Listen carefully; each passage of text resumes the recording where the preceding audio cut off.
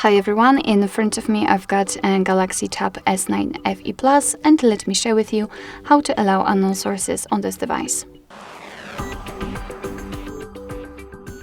So let's start with opening the settings, and in this left section we have to scroll down in order to find the apps.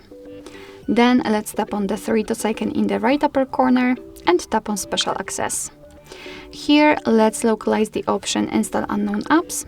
And as you can see here, we've got the list of apps which are allowed or not allowed to install some content, and of course you can change it. So find the app and tap on the switcher, and from now on this option is active, so the device allows a particular app to download some content. Be aware that you're doing it on your own responsibility, because some third-party apps aren't verified by the developers, so you may put your data and actually whole device at risk. So remember about that and choose the apps wisely.